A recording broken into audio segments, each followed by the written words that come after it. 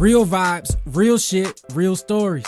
Come get a bite at the Lunch Meat Podcast. Ladies and gentlemen, welcome back to the Lunch Meat Podcast by the way of Ron Teresa's TV.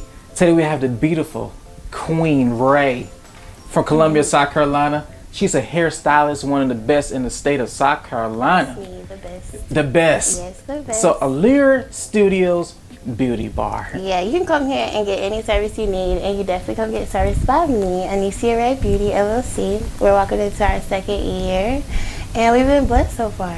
Yes. Yeah, so we've been blessed so far. Ray. Yes, you can call me Ray. That's perfect. Yes. So I talk to amazing people every day. Mhm. Successful business owners, CEOs, doctors, book writers, Oh wow. athletes, salon stylists, Okay. Business owners, entrepreneurs, yes. Entrepreneurs every Yes. single day, even everyday regular people who have something to say. Mm-hmm. And people who's watching this could be teenagers from young adults. Okay. Yes. They want to be in your position one day, right? Mm-hmm. But they want to know how to. If I grew up the same way, would I be in the same position as she, or do I have different backgrounds? Do we share similarities? So yeah, that's crazy because like when I was in high school, I used to. Wait, hold on. So we're gonna start childhood. Oh, We're gonna start at the beginning. Oh Jesus. Yeah, we'll get to high school, but we'll start at the beginning. How you grew up. So what was your lifestyle growing up? I grew up in Walhalla, South Carolina. So Walhalla? Yeah, so it's predominantly white. The second race is Mexican, so I hung out with the Mexican kids. Okay.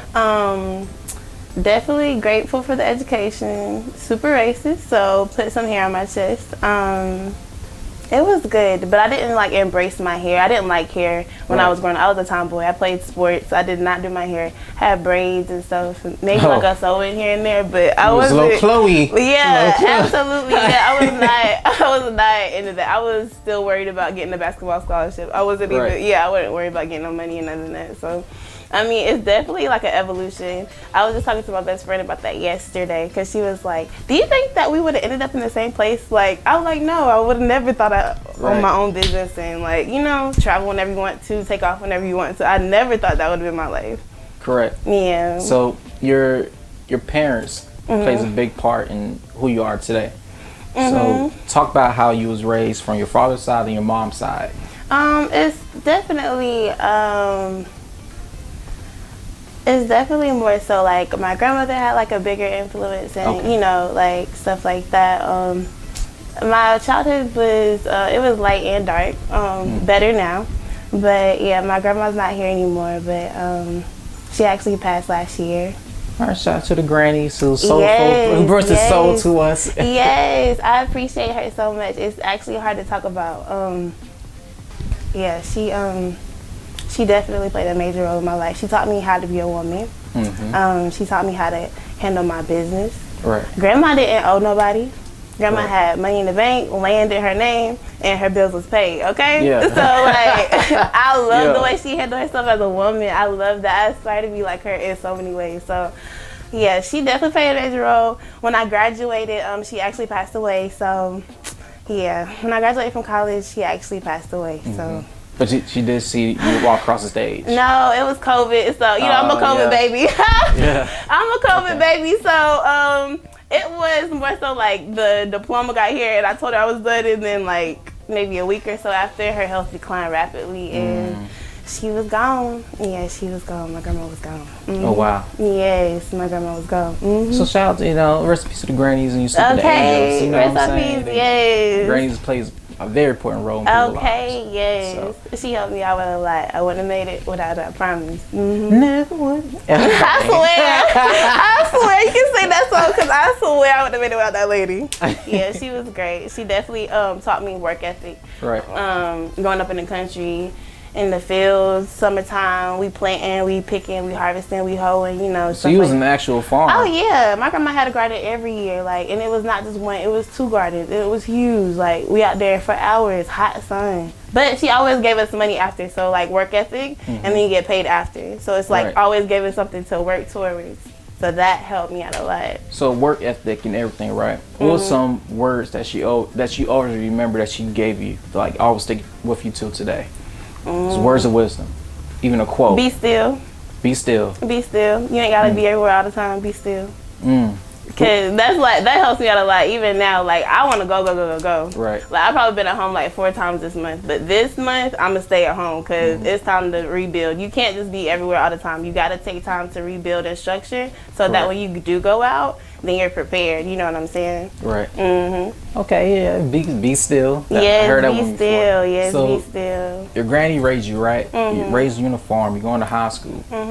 So what was your high school transition like from like your motivation to who you are as a person during that time period? Because there's a lot of transformation and evolution that brought you here to you are today. So what was your high school lifestyle like?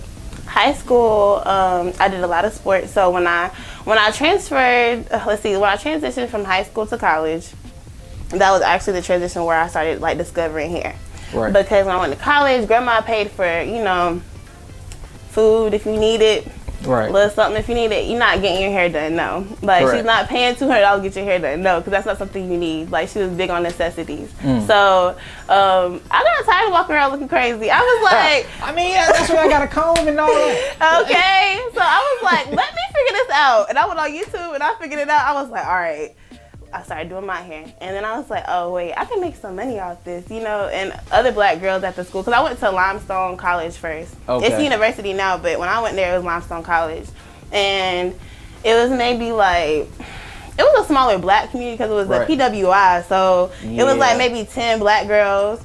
And like, it's Gaffney, South Carolina, so ain't no black hair salons. It's hair stores, but it's not black hair salons. So we in each other dorm room doing each other hair. So I started charging. And I started doing makeup and stuff like that. So that's why I just got my toe wet in the water. I still didn't know what I was doing at all. But you started. Yeah, I still didn't know what I was doing at all, but I definitely started a little something. Yeah, I was doing a little something, but nothing compared to what I'm doing now. So you started, right? It was like with every hairstylist. You got to start somewhere. Yeah. So did you kind of like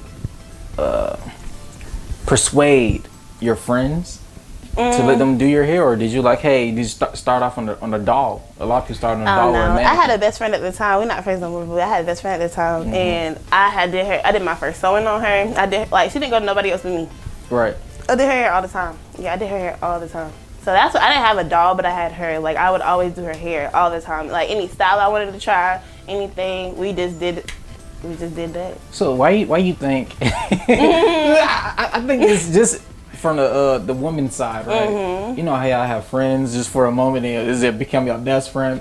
From guys, our best friends are best friends. We stick with them till the day we die. Okay, I thought that was gonna be my dog. We actually just stopped being cool like maybe a year ago. Unfortunately, she's still solid. We just not friends. You know what I'm saying? Like as close as y'all was. Yeah. So y'all still kind of best friends. Y'all just kind of take y'all different paths, no? Yeah. Yeah. I wish, but yeah. Sometimes, but I learned that in life too. Like a lot of my mentors tell me, like the day ones that you start with, not everybody not gonna be there. You know what I'm saying? Like everybody not gonna be there when you get to where you want to be, and it's sad because you want to come up with that person. I'm eating, you eating too. Right. I'm learning, you learning too. But sometimes it just don't work out like that. Yeah, sometimes it just don't work out like that. But yeah, I still have love for her because like we done did so much together, learned so much together. I used to do her hair all the time. Like it's just crazy that we still not friends, but it is what it is. You live and you learn. Okay. Yeah, you live and you learn. So, in college, what was your major? Pre-law, political science. Political science. Yeah, I go to law school next year. Not. Yeah. It's so funny. So yes, I go to law school next year. Is your law like part of your passion, you think? Oh yeah, absolutely. So I want to do criminal justice reform. I definitely want to do contract law. That'll probably be like what I charge for or what I pull for income. But as far as criminal justice reform, that's definitely something I want to do. I'm really passionate about getting melanated people out of the prison system, and I think that's really important in general because I look at my family and I'd be like, oh, that could be us inside, you know what I'm saying? Because it's a lot of cases that I studied in my internship that it would be people who had no violent history before, no criminal record, that just got lost in the system. How scary is that, like, to get lost in the system? Like, don't nobody give a about you and you just lost. Like, that's crazy. You know, you're just a number. Yeah, and you didn't even do nothing. You just black. That's crazy. Yeah, that actually makes my stomach hurt when I think about that, because that could really be me for real. Right. So why do you think the system is built like that? Oh, Lord Jesus, if we have more time. Short answer. Short answer, it was built that way. Correct. So when a system is built against you from jump, it's hard to gain control of something that was built against you. We're resilient, so it's resilient. So it's always going to be us against them, or, you know, that undertone or whatever you want to call it. But it's corrupted. It was built on a system dominated by Caucasians to belittle, demean, and hurt the growth of another race. So 300 years where they didn't get paid for labor, that's 300 years that Caucasians got paid and were able to set up generational wealth. From, you know what I'm saying? So like Wells Fargo, you know, that's a whole nother conversation. So it gets that deep. Like even the bank you bank at, they built that bank, that institution, off the back of your ancestors. So how do you feel about banking there now? So it just goes so deep, and it's so many layers, it's multifaceted, that if you don't at least try to contribute in some way, whether you're an attorney or not, just being a black person in America, whether that's shopping black, moving to a black bank, getting land in your name, passing it on to your children for generational wealth, every little detail matters. You know what I'm saying? Like, every little detail matters. So yeah, that's my passion. That's one of my passions. I'm halfway through that passion, so I'm excited for law school, but I'm ready for the challenge. Yeah, I'm ready for the challenge. Oh yeah. Yeah, I'm ready. Thank you. Yeah. Another black woman doing some. Yeah, I'm excited. I'm so excited. Yes. I'm ready for that part of my life to be over too.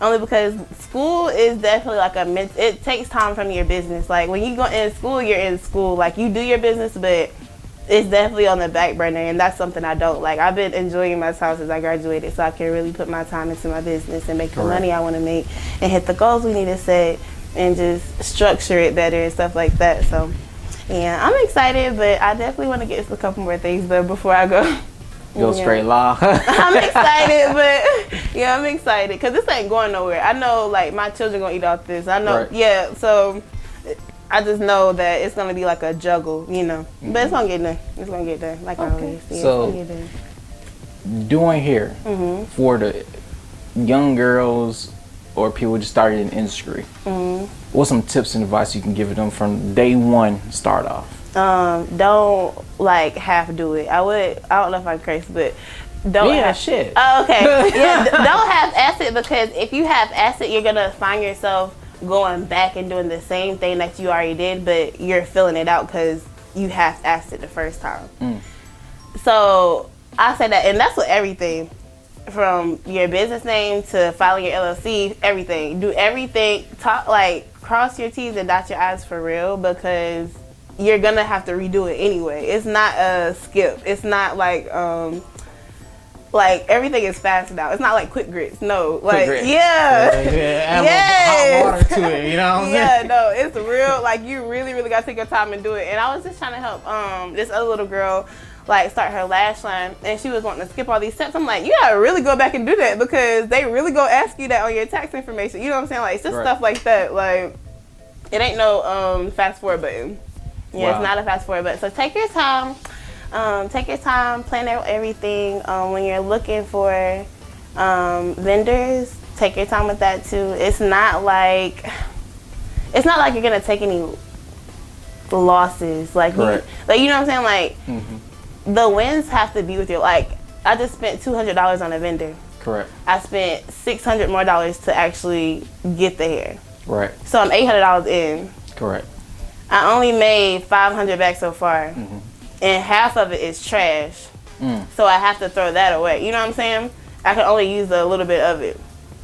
So that's when y'all like pull the package. More so like, no, it's like I like the bundles, but I don't like the closures. Like, I sell multiple things. I sell closures, I sell bundles, I sell wigs. So I have like 6 different vendors in rotations because I may like what this vendor has, but I don't like what they have, but I like the wigs they have. So you know what I'm saying?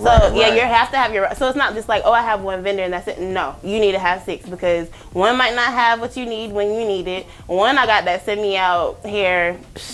He sent me out here 3 days. I'll get it in a week. So that's fast right now because of COVID or post-COVID or whatever you want to call it. But definitely have your vendors together. Take your time when you plan your business. This is not, like we said, this is not quick grits. Take your time. Like, yeah, because when you get into the hair game, a lot of people don't live. You know what I'm saying? Like, I've been in the hair game like 2 years, so a lot of people don't live. I got people who asked me how to start or how to do sell bundles when I was in college that still ain't selling bundles.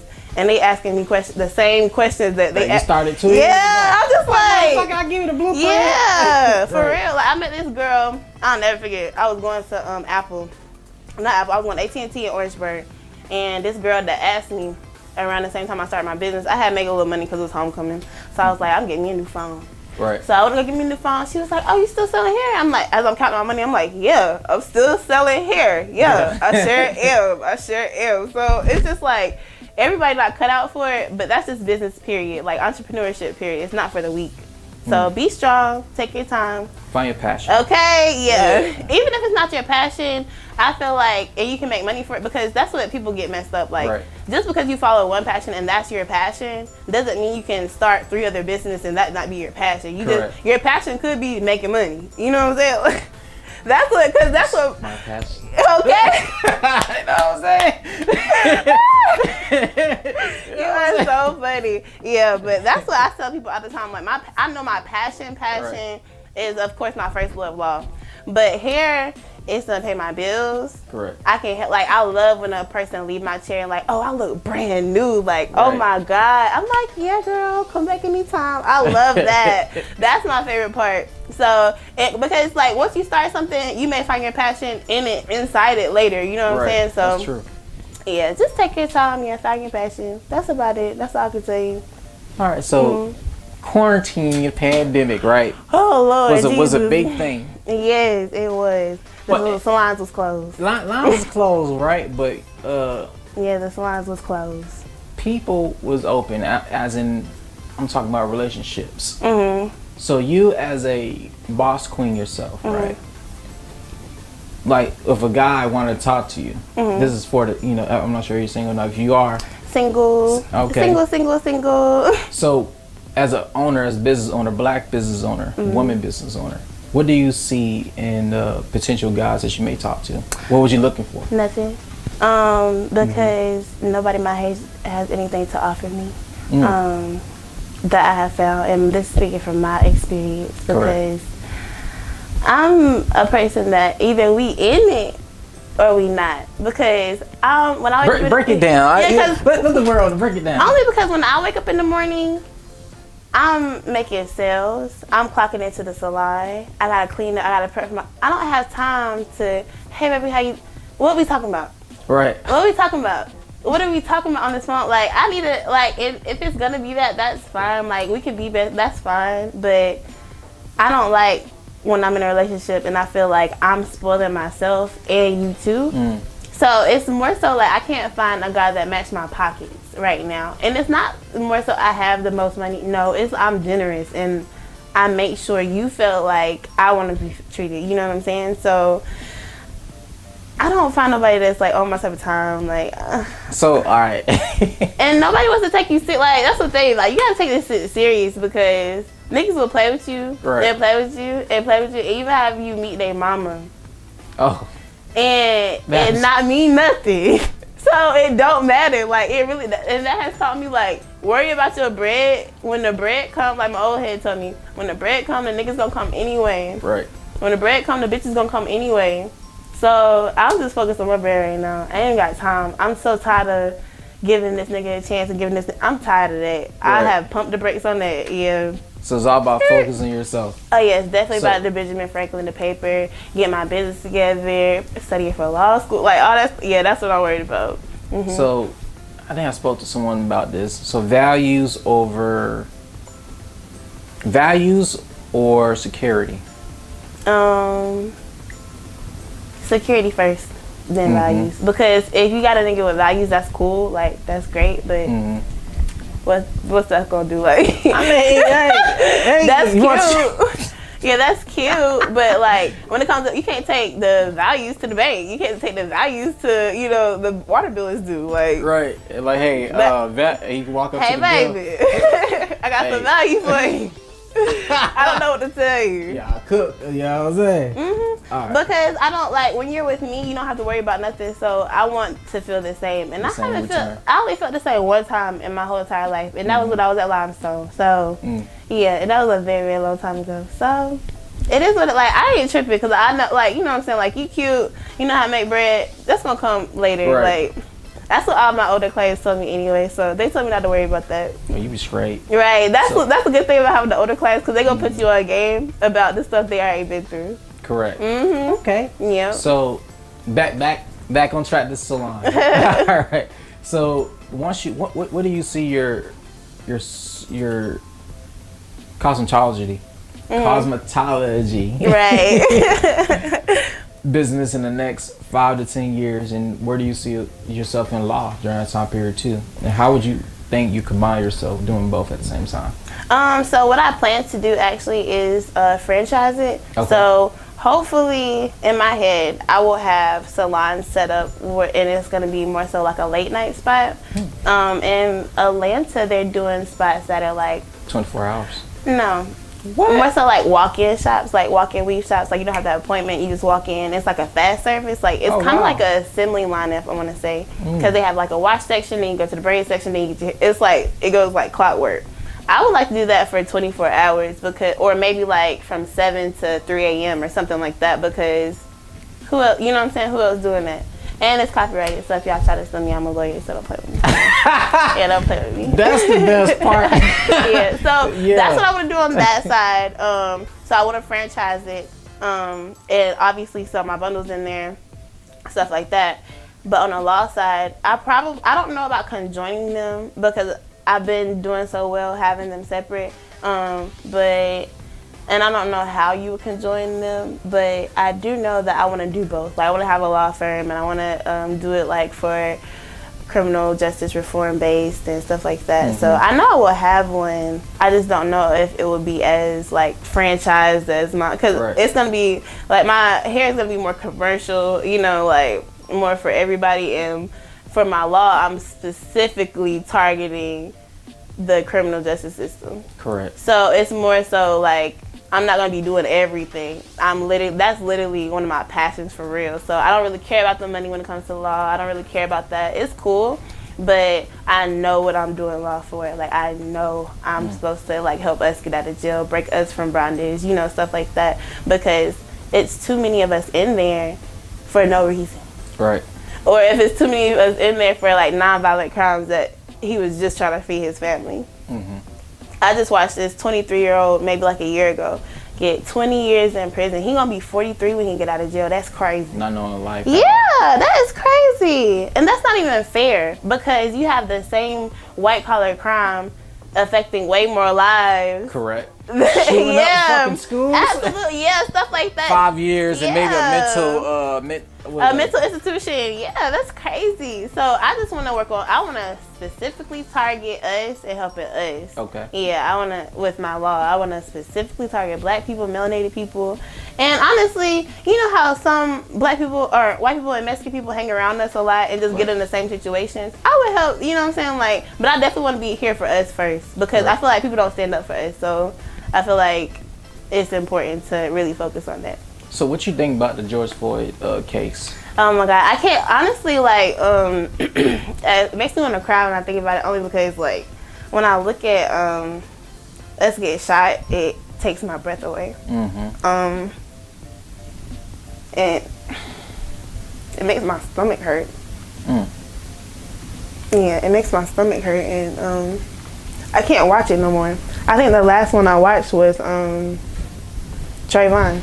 Right. Yeah, that's the last one I actually like sit there and watched and really was paying attention to the case and stuff like that. Only because I like it's like when the breath, like even when they played it on Instagram, it's like when the last breath, like I feel it in my my soul. Like, like it hurt. Like, that's how I know I'm supposed to like help them, because it literally, I feel it in my chest. Like it just, I can't do it. It just really hurts it hurts my heart. And then, you know, he has a whole daughter, and oh God, I remember watching Fruitville Station. Oh my God, and I was crying for like 3 days. I never seen it. Oh God. And my friends was like, just don't think about it, right? And I was like, how can you not think about it? So that stuff made my stomach hurt, it made my heart hurt, it makes me cry, because I have a brother, you know what I'm saying? Like, oh God, I could only imagine if something happened to my brother. Lord Jesus, I would be in jail. So yeah, I don't think that's I just don't think it's right when they televise it over and over and over and over and over. It's kind of like control. Yes, Jesus. Oh my God. They were even talking about in regards to the statue they built for George Floyd. It's not like in memory. It's like, oh, we killed this nigger too. You know what I'm saying? Like, it's a constant reminder, like, oh, we killed this nigger too. Right. So it hurts my heart. I feel so sorry for his family, his daughter that has to grow up without a father. I just, oh God, my heart breaks for that little girl. Because she gonna have to grow up and see her dad. You know what I'm saying? Like, it's stuff like that. She can be famous for yes. Her dad got gunned there from. Yes. What her mentality is, she might grow up resenting cops. I know. Like, hating cops. Because I know when I see what, like, I have law enforcement in my family. Right. I don't never get nervous around like a black officer. I don't know why, because some of them are worse than the white. Sometimes I've seen cases like that too. I'm just like, dang, you did that to one of y'all? But other than that, I just feel like the anxiety that comes with, like, when you get pulled over, your heart starts racing. Like, my heart starts to race when I get pulled over or anything. I barely get pulled over, but even when I do, my heart starts to race. Like, I cannot, like, my hands get clammy. Like, oh my God, it's awful. So I just feel like at the end of the day, they need to do a better job with the relationship. Oh, cops. So later, once everything gets officialized for my media company, right?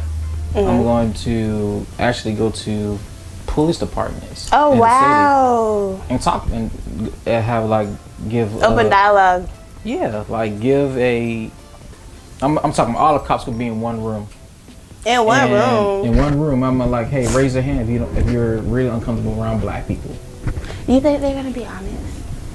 No, but the only way to work is be honest. Ask the hard questions. Yeah, and like, you know, if you was raised in a certain part of the city, right? You grew up, you never been in the hood. You don't know who this person is, and you don't know who Miss Johnson is, Mr. Brown. Exactly. You're not building relationships in those places that you're patrolling. You're gonna think everyone's bad. Yeah. Because that's what you're taught. I don't know if you see the white officer that's like in the community and he be all over Instagram. Yeah, he got a bald head. I love him. That's one. I love him so much. That's what I said. He is the model. He needs to teach a class. He needs to travel the country and teach these officers how to be active in your community. And you know what I'm saying? Learn. Yes. Culture. Like, you gotta not be ignorant to the culture that you're patrolling. Yeah, that part. And a lot of people, even when you go to law school and you're sitting in these classrooms with people, you're going to learn that everybody is not practicing law the reason you want to, if that makes sense. Like, this girl from the suburbs is doing it because her father owns a law firm and she need a check. You know what I'm saying? She's already going to get put on payroll. She's not doing it because she want to see Tyrone get out of jail. Yeah. And you know what I'm saying? That's Tyrone smashing. Right? Hey, I know. Like, I need Tyrone now. She is. And that's be the crazy part. Right. Like, I would be like, how?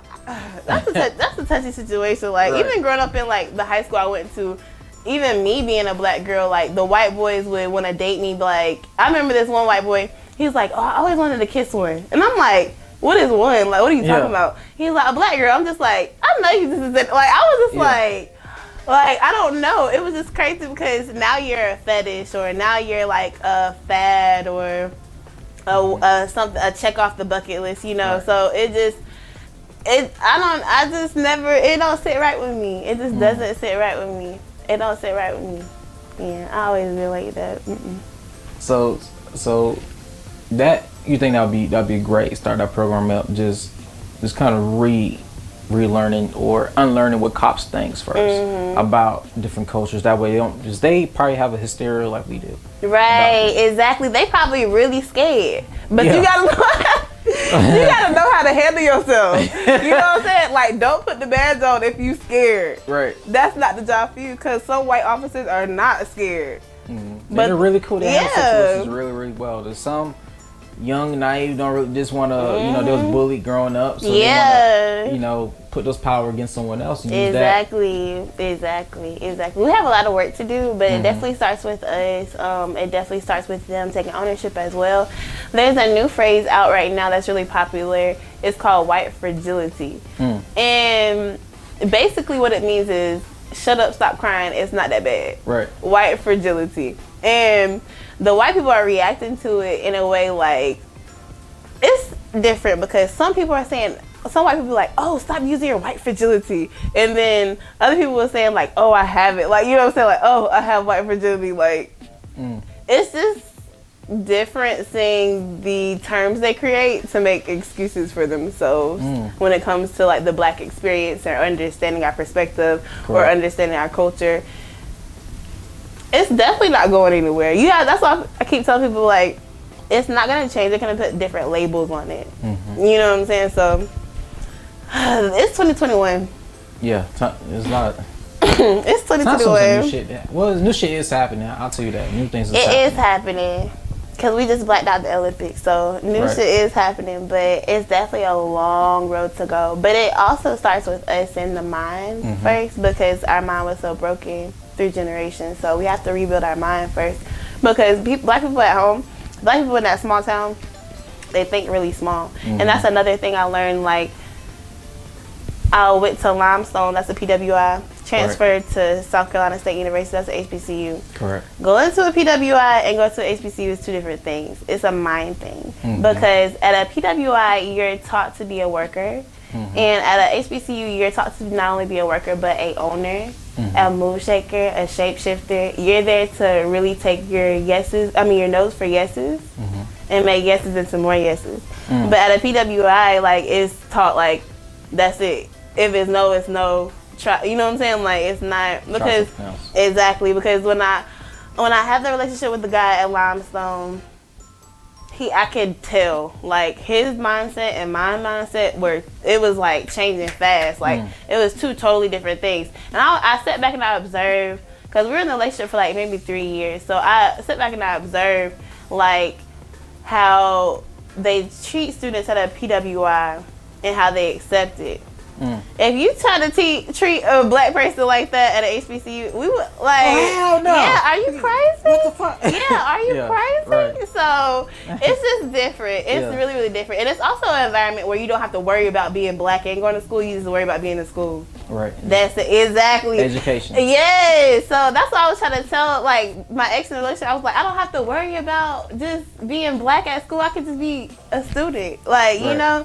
And they're going to make sure, hey, did you go to class today? Like, they're going to make sure, do you have your books? Do you have the homework? Like, they're going to make sure you have it. It's family oriented. Yes. It's like when I went to Savannah State. Oh, you went to Savannah State? It was like that, yeah. Oh, okay. Yeah, So, you definitely know them. Yeah. Yeah, you definitely know them, because it's like a community working towards a goal. And at a PWI, it's like a constant war. Like, even in class, we're not here to learn who did the best assignment, who raising their hand the most. Like, it's more so like a competition, always. So it taught me how to hold myself in a room, but it definitely didn't do anything to aid my entrepreneur spirit, teach me anything about handling myself in business, like nothing like that. Just definitely taught me to handle myself in a room, a diverse room that doesn't look like me. Yeah, a diverse room that doesn't look like me. And that's okay, like, because as black people, we get too comfortable with being around black people all the time. You need to be able to walk in a room that doesn't look like you and still be okay. Yeah, be comfortable. You know who you are and still make everybody else comfortable. That's what I'm good at. Okay, yes, make everybody else comfortable. Make everybody else comfortable. Hey, just vibe, just chill. It's a good, positive vibe. You know, it's a vibe. Yeah, so, I mean, that comes in life, but everybody learns at their own pace. You can't rush nobody to learn like you learn. Like, just, that's very true. Yeah, just take your time. To each his own. Each his own. Mm-hmm. So, if someone wanted to reach out to you, want them to be your mentor. You mentor them, and teach them the game of hairstylist, the business role. How can they reach out to you? And what's your favorite quote right after that?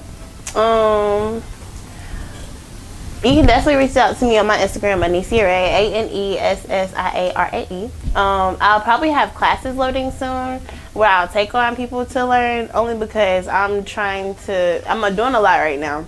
So I don't have time. Like when I used to ask people, hey, can you mentor me? They're like, baby, I don't have the time. And now I understand. I don't have the time to mentor somebody right now, but I will have classes in the future, probably like at the end of this quarter, the end of next quarter, definitely by the next physical business year. But right now you can reach me at ANNESSIARAE on Instagram, Rihanna Thompson on Facebook. And my favorite quote is, scared money don't make no money. Yeah, scared money don't make no money. Scared money don't make no money at if all. You go broke. All right, so I appreciate you. Yes. Coming on the show. Yes. Anytime. And blessing the world. Oh my gosh. You know what I'm saying? Oh my gosh. It was definitely my pleasure. Thank you for the opportunity. I appreciate it. All right. Yeah, thank you so much. Real vibes, real shit, real stories. Come get a bite at the Lunch Meat Podcast.